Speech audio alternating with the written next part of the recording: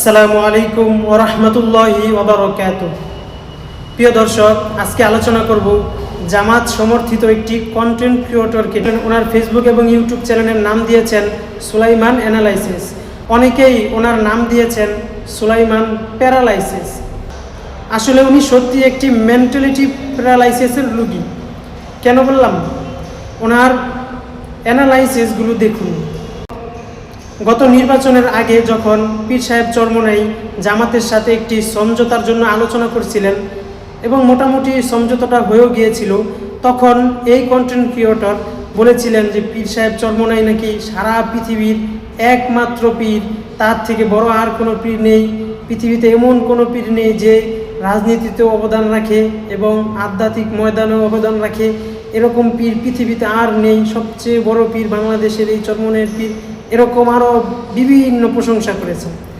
সেই পীর সাহেবই যখন তাদের জোট থেকে বের হয়ে গেলেন, সমঝোতা থেকে বের হয়ে গেলেন, আগে ছিল সারা বিশ্বের 1 নাম্বার পলিটিক্যাল ম্যান, এখন তিনি কোনো পলিটিক্সই বোঝে না তাদের সাথে সমঝোতায় না থাকার কারণে।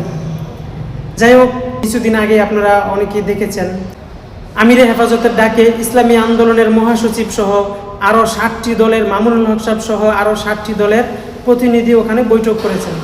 সেই বৈঠকে একটা মোটামুটি সিদ্ধান্ত এসেছে যে আগামী এই 60টি দল আগামী রাজনীতিতে এককভাবে চলবে এবং পরবর্তীতে ওনারা একটি জোট গঠনের একটি সম্ভাবনা দেখা দিয়েছে।